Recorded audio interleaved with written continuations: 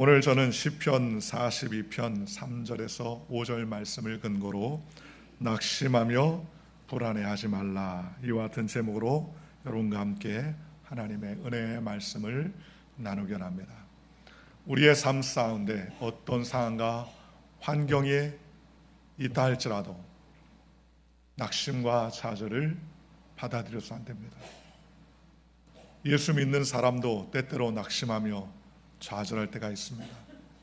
오늘 시편 42편의 3절에서부터 5절 말씀도 예수를 잘 믿는 시편 기자가 어려움과 환난과 고난 가운데에서도 어려움 가운데서 주님을 잘 모시고 섬겼지만 극심한 환난과 어려움을 만난 경험을 이야기합니다. 3절에 이렇게 말합니다. 사람들이 종일 내게 하는 말이 내 하나님이 어디 있느뇨 하오니 내 눈물이 주야로 내 음식이 되었도다. 시편 기자는 사람들이 지금 손가락질하는 거예요. 너 하나님 어디 있니? 네 하나님 어디 있어? 하면서 사람들이 손가락질하며 조롱합니다. 그래서 시편 기자는 밤새 주야로 눈물을 흘리며 하나님 앞에 기도하는 것이 일상이 되었다고 성경은 말씀하고 있습니다. 오늘 4절에 이렇게 말합니다. 내가 전에 성의를 지키는 무리와 동행하여 기쁨과 감사의 소리를 내며 그들을 하나님의 집으로 인도하였더니 이제 이 일을 기억하고 내 마음이 상하는도다 라고 말합니다. 그는 예전에 기쁨과 찬송으로 많은 사람들을 주의 전으로 이끌며 감사로 제사를 드리는 믿음의 사람이었습니다.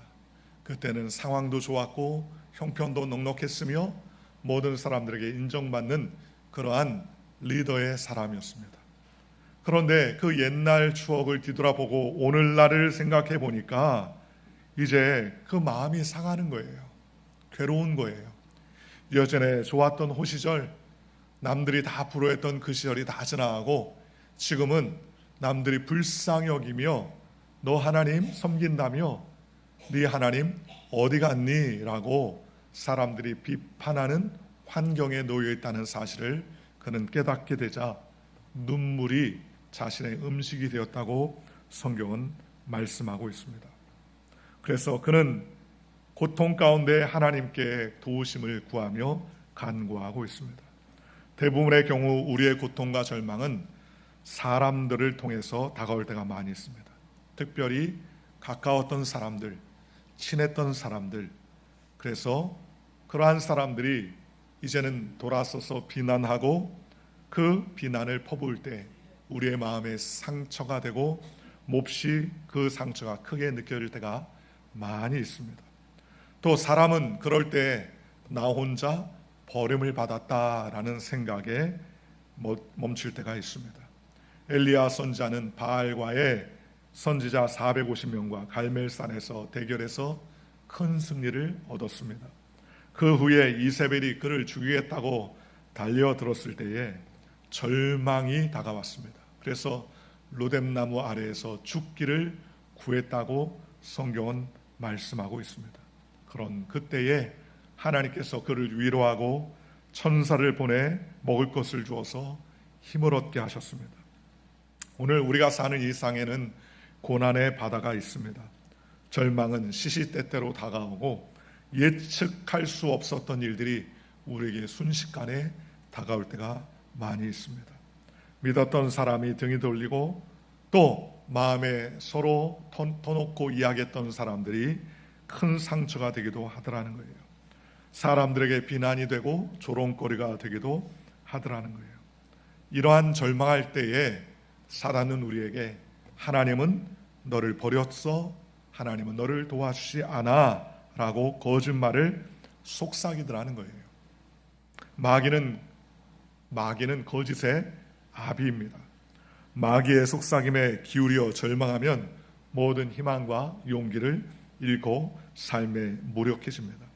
그러나 이런 절망 가운데서도 하나님은 지금도 우리를 위해서 일하시고 계심을 확신하며 하나님께 나아가는 저와 여러분들 되시기를 주님의 이름으로 간절히 축원합니다. 그렇다면 오늘 우리에게 낙심하며 불안한 마음이 다가올 때 우리는 어떻게 해야 하겠습니까? 저는 세 가지로 여러분과 함께 은혜를 나누게 합니다. 첫째로 우리는 하나님을 우리의 마음의 주인으로 든든하게 모시게 해야 한다는 것입니다. 우리의 마음을 하나님께 드려서 하나님이 우리의 마음을 인도하시게 해야 된다는 거예요. 여러분, 세상의 염려, 근심, 불안, 초조, 낙심, 절망들을 극복할 수 있습니까? 내 힘으로는 불가능할 때가 너무나 많이 있습니다. 그런데 우리의 마음의 주인을 하나님으로 모시고 있다면 그 몸 안에 계신 하나님께서 우리의 온전한 삶을 이끌어가 주실 수 있더라는 거예요. 그러니 하나님은 우리의 마음속의 모든 것에서 건져주시기 위해서 우리를 위해서 모든 것을 베풀어 주시는 예비하시는 하나님이라는 사실을 우리는 깨달아야 된다는 것입니다. 하나님은 예수님을 우리 가운데 보내셨습니다. 왜 보내셨을까요? 그것은 저와 여러분의 모든 문제를 해결하고 구원의 길을 열어놓으시기 위한 계획을 가지고 계시기 때문이라는 것입니다. 예수님은 우리 가운데 오셔서 죄와 불의, 추악, 저주, 절망, 죽음을 다 이겨내시고 우리에게 참다운 삶의 소망을 열어놓으셨다는 것입니다. 그러니 우리는 예수 그리스도를 통하여서 법적인 하나님의 자녀의 상속자로 인정을 받았습니다. 그뿐만 아닙니다. 예수님이 승천하시고 나서 얼마 되지 않으셔서 예수님은 우리에게 똑같은 보혜사를 우리에게 보내주셨습니다. 그것이 바로 성령님이십니다. 오늘 이 시간에도 우리에게 성령님이 와 계십니다. 성령님, 우리 마음 가운데 좌정하시고 나의 삶의 주인이 되시고 나를 인도하여 주시옵소서. 기도하고 간구하면 하나님께서 우리의 삶을 붙잡아 주신다는 것입니다. 그러니 우리는 어떤 경우에도 하나님과 함께 동행하며 우리의 삶을 주님께 맡기는 믿음의 백성이 되시기를 주님의 이름으로 축원합니다. 로마서 5장 5절에서부터 8절에 이렇게 말합니다. 소망이 우리를 부끄럽게 하지 아니함은 우리에게 주시는 성령으로 말미암아 하나님의 사랑이 우리 마음에 부은 바 됨이니 우리가 아직 연약할 때에 기약대로 그리스도께서 경건하지 않은 자를 위하여 죽으셨도다. 의인을 위하여 죽는 자가 쉽지 않고 선인을 위하여 용감히 죽는 자가 혹 있거니와 우리가 아직 죄인 되었을 때 그리스도께서 우리를 위하여 죽으심으로 하나님께서 우리에 대한 자기의 사랑을 확증하셨느니라 라고 말씀하셨습니다. 얼마나 엄청난 대서사십니까? 하나님이 우리를 사랑하시기 위해서 확증해 주시고 은혜를 베풀어 주셨다는 것입니다. 그러므로 사랑하는 성도 여러분, 오늘 저와 여러분이 불안과 낙심, 절망 가운데 가장 먼저 가져야 될 것은 우리의 마음의 주인이신 하나님을 우리의 마음속에 강력하게 모셔드리는 저와 여러분들 되시기를 주님의 이름으로 간절히 축원합니다. 그러니 주님을 섬기고 하나님을 모시고 성령님과 동행하면 그 어떤 경우에서도 하나님께서 우리를 붙잡아주시고 그 손을 놓지 않으신다는 거예요. 그러니 오늘 저와 여러분이 하나님의 은혜 가운데 주님을 주인으로 모시는 믿음의 백성이 되시기를 주님의 이름으로 축원합니다. 제가 아는 한 친구 선교사님, 남아프리카 공화국에 선교를 오랫동안 하셨던 분입니다. 그런데 이분이 남아프리카에 선교를 하는데 처음에 선교사로 가서 이 원주민 선교를 가신 분들에게는 원주민 선교사들에게 사례비를 보냅니다. 선교비를 보내줘요, 본부에서. 그런데 그 해에 선교비가 3개월 동안이나 도착을 하지 않았습니다. 매우 낙심되고 절망이죠. 선교사가 선교비를 받지 못하면 무엇으로 먹고 삽니까? 그러니 정말 먹을 것이 뚝 떨어져 있는 상황 가운데 렌트비도 겨우 내는 그러한 상황이었습니다. 그런데 설상가상으로 그 선교사님 집에 강도 3명이 쳐들어왔어요. 밤에 한밤중에 인기척이 있어가지고 봤는데 강도 3명이 그 선교사님 집에 쳐들어온 거예요. 한국 사람들이 현찰을 많이 갖고 있다는 그러한 정보를 귀듬어 들었던 강도 중에 한 사람이 선교사님을 유심히 관찰하고 있다가 그 집에 강도 3명이 복면을 하고 들어온 것이었습니다.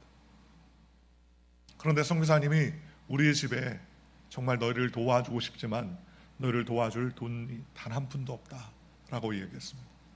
강도들은 위협을 하면서 만약에 여기를 다 뒤져서 돈이 나오면 가만두지 않겠다고 협박을 했습니다. 그리고 강도들이 옷장이나 장을 다 뒤졌는데 정말 선교사님 말 그대로 단 돈 1달러도 나오지 않았어요. 그러니까 강도들이 되게 낙심을 했습니다. 그러자 선교사님이 거 봐라, 내가 너희에게 돈이 있었다면 주지 않았겠느냐라고 이야기하면서 그들을 위로했습니다.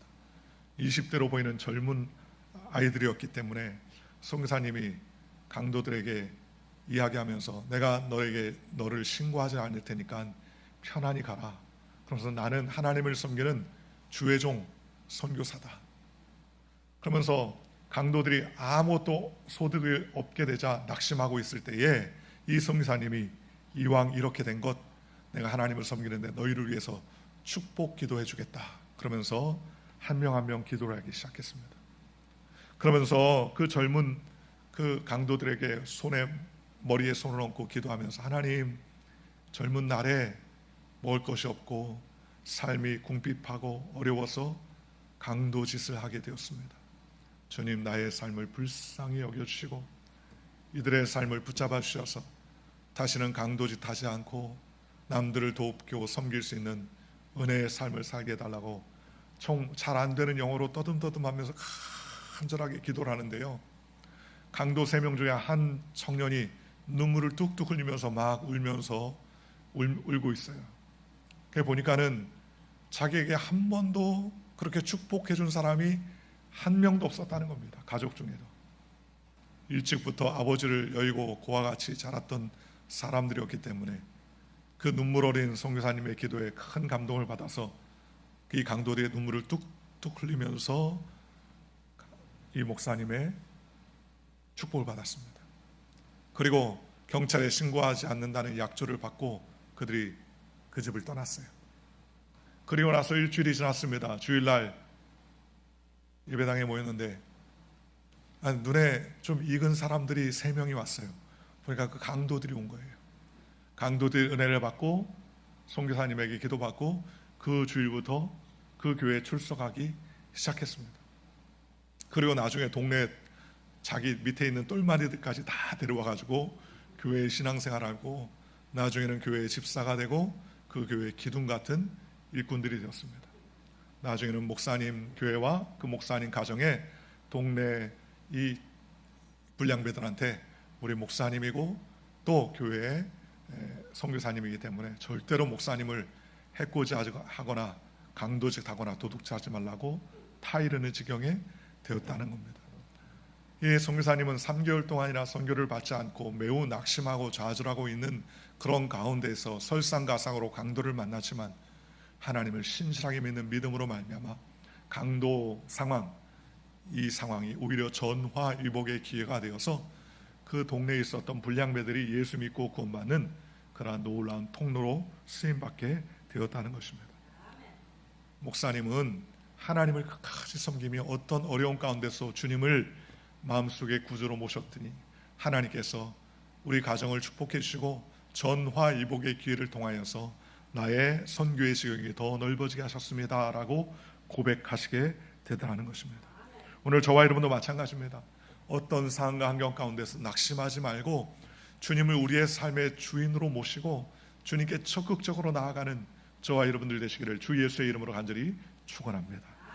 두 번째로 낙심과 좌절 그리고 불안이 다가올 때 우리가 해야 할 일은 바로 말씀에 굳게 서야 한다는 것입니다.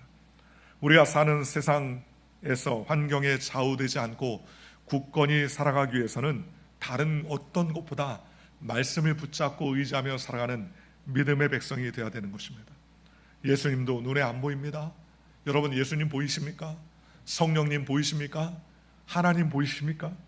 자주 보이면 병원에 가셔야 돼요. 하나님의 영이시기 때문에 안 보이시는 것이죠. 귀에도 안 들립니다.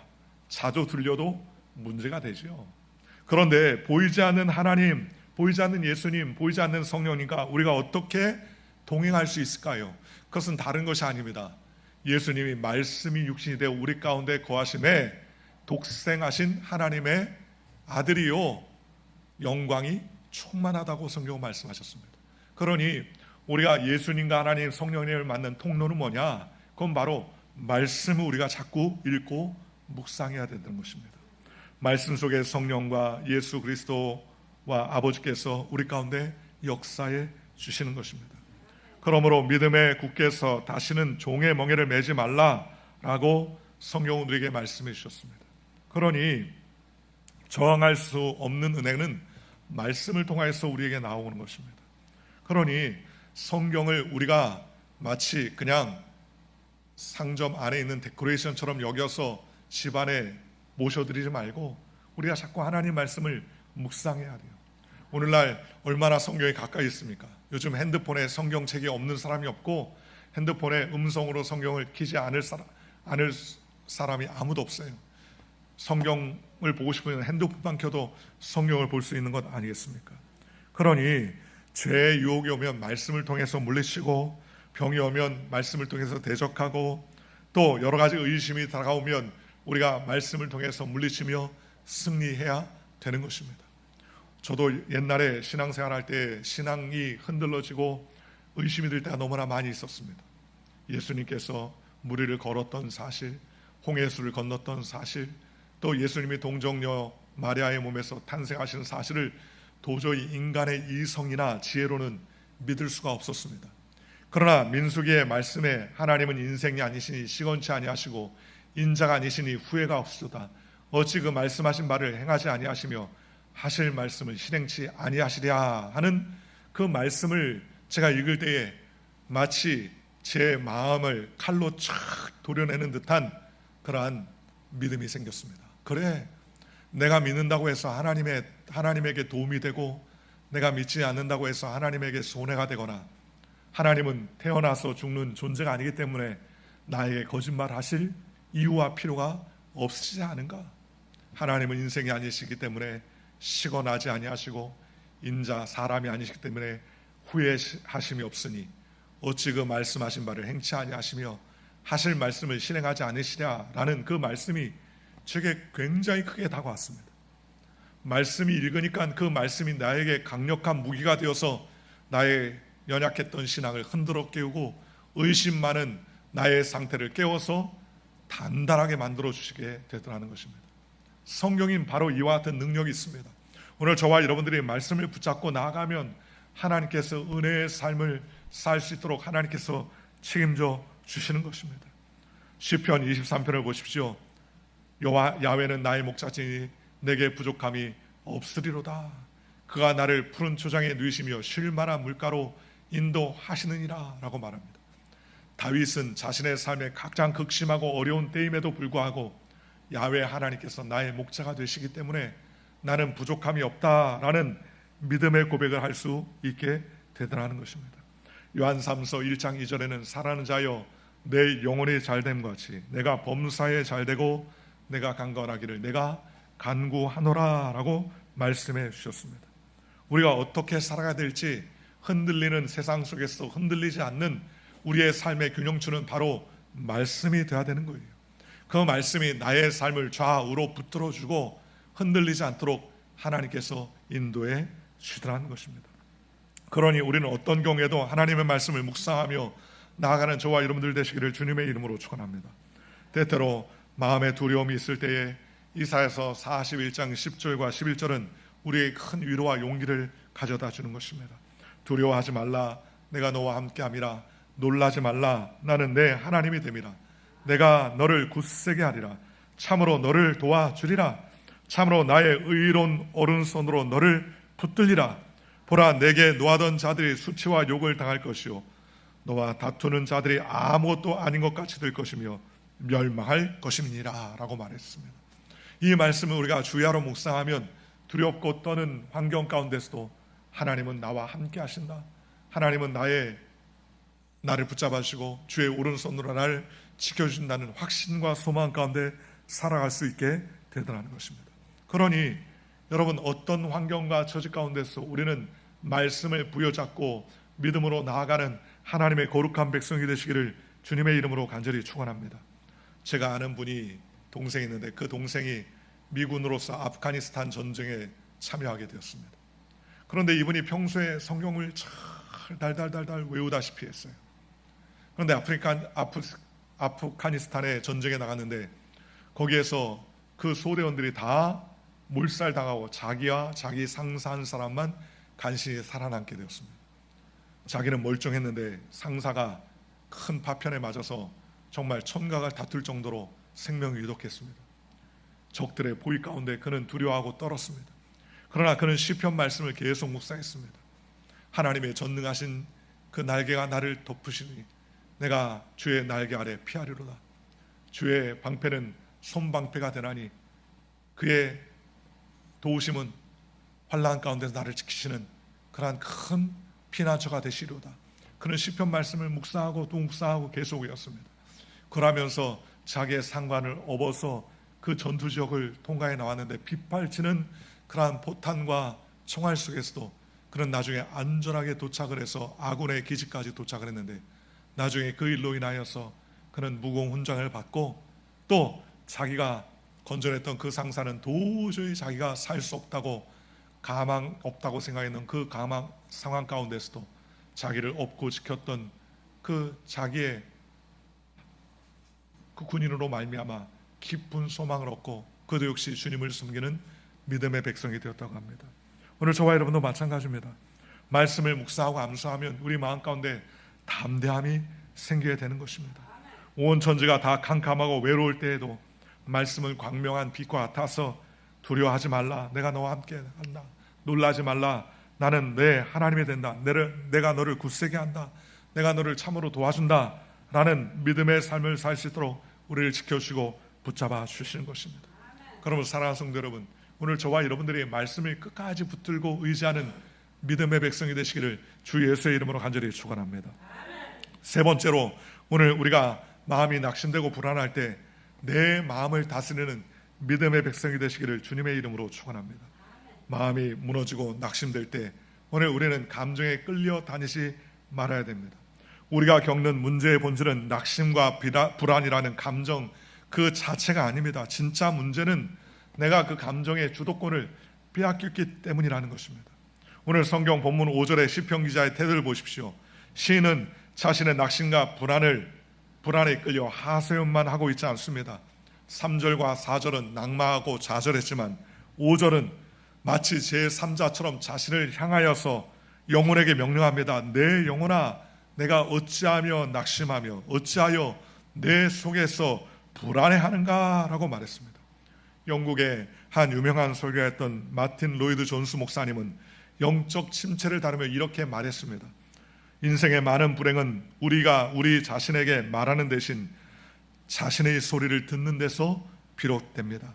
아침에 눈을 뜰 때 마음속에서 불쑥 찾아오는 불안의 소리, 너는 이제 끝장이다, 이번에도 안 될 거야, 하나님이 너를 버리셨어 라는 원수의 속삭임을 가만히 듣고만 있지 마십시오. 내 감정이 나를 지배하도록 방치하지 말고 믿음의 의지를 가지고 내 영혼을 향해 하나님의 말씀을 선포해야 합니다 라고 이야기했습니다. 여러분, 칠흑같이 어두운 밤에 자욱한 안개 속을 비행하는 조종사들이 혹시 비행을 착각해서 위험한 현상을 겪을 때가 많이 있습니다. 몸의 감각으로 비행기가 평평하게 날아가고 있다고 느끼지만 실제로는 바다를 향해 거꾸로 초바가 달려갈 때도 있다고 합니다. 이때 베테랑 조종사들이 살아남는 유일한 방법은 자신의 감각을 완전히 무시하고 계기판의 치수만을 100% 믿고 신뢰하는 것입니다. 오늘 저와 여러분도 마찬가지입니다. 우리의 감정은 안개 속에 비행하는 비행기와 같아요. 그래서 착각의 상황이 매번 우리에게 일어납니다. 하늘이 땅 같고 땅이 하늘 같은 착각의 비행을 경험할 때가 있다는 것입니다. 그럴 때마다 내 감정과 내 상황을 자꾸 들여다보고 그것에 의지하면 반드시 우리는 추락할 수밖에 없습니다. 그때 변함이 없는 하나님 말씀을 신뢰하고 영혼의 계기판을 붙들고 우리는 하나님을 의지해야 되는 것입니다. 그리고 어떤 경우에도 낙심하지 말고 좌절하지 말며 내 영혼을 향해서 신속하게 선포하며 외쳐야 된다는 것입니다. 과거의 기억을 슬픔이 아닌 은혜의 자산으로 바꾸는 믿음의 삶을 살아야 되는 것입니다. 오늘 본문 4절에 신은 이렇게 말합니다. 내가 전에 성의를 지키는 무리와 동행하며 하나님의 집으로 인도하였더니 이제 이 일을 기억하고 내 마음이 상하는도다 라고 말했습니다.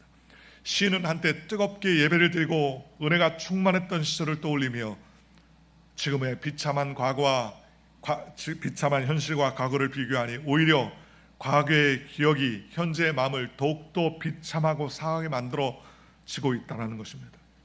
현대 성도들도 엄청난 영적 함정에 빠져 있습니다. 내가 옛날에는 청년부 시절에 참 뜨거웠는데, 내가 예전에는 뜨거운 기도로 응답을 많이 받았었는데 지금은 왜 이렇게 하나님께 멀게만 느껴질까라고 생각할 때가 많습니다. 즉, 과거의 은혜를 기억하는 목적이 내 현재의 모습을 자책하며 비교하는 것에 끝나서는 안 된다는 거예요. 하나님께서 우리에게 과거의 은혜를 기억하게 하시는 이유는 바로 그때 내가 너와 함께 했던 것처럼 지금 이 순간도 너와 함께 하고 있다는 사실을 깨닫게 하기 위함이라는 것입니다. 그러니 오늘 저와 여러분이 어떤 상황과 환경 가운데서도 과거에 하나님이 주셨던 은혜를 오늘과 비교하며 낙심하지 말고, 과거에 나와 동행했던 하나님이 오늘 지금도 나와 동행하고 있음을 기억하며 자기 자신의 영혼에게 선포하는 믿음의 백성이 되시기를 주님의 이름으로 간절히 축원합니다. 몇 년 전에 갑작스러운 금융위기로 평생 일궈온 사업체가 부도위기에 처했던 한 성도님이 계셨습니다. 주일 예배를 나와 앉아 계셨지만 얼굴은 잿빛이었어요. 하나님, 제가 주일을 성수하고 11조를 떼지 않고 봉사했는데 왜 제게 이러실 수 있습니까? 라는 원망과 함께 낙심이 가득 차 있었습니다. 그러나 어느 날 목양실에서 상담을 나누던 중 그 집사님이 눈물을 흘리면서 지난 년을 회상했다고 합니다. 목사님, 생각해보니 20년 전에 제가 단돈 몇십만 원만 들고 상경했을 때에도 하나님은 제게 길을 열어주셨습니다. 아무것도 없던 시절에 나를 먹이시고 입히셨던 하나님이신데 제가 잠깐 재정적인 위기에 앞서 하나님이 사라지기라도 한 것처럼 불안해하고 있었네요 라고 이야기하며, 그 집사님은 과거의 기억을 슬픔과 원망의 재료가 아닌 하나님의 신실하심을 증명하는 귀한 고백의 자산으로 바꾸었습니다. 그리고 눈물로 기도를 되찾고 비록 그는 사업 규모가 줄어들었지만 이전과 비교할 수 없는 영적 평안함을 누리기 시작했습니다. 한 푼도 없는 무일푼으로 단돈 몇십만 원을 들고 서울로 상경했을 때에 그는 그런 상황 가운데서 소망 가운데 하나님 앞에 기도했던 그 옛 기억을 다시 회복하며 지금도 마찬가지다, 그러나 지금은 사업체가 있지 않은가라는 생각을 가지고 그런 평안과 영적 자신을 회복하며 지혜기에 성공할 수 있었다고 합니다.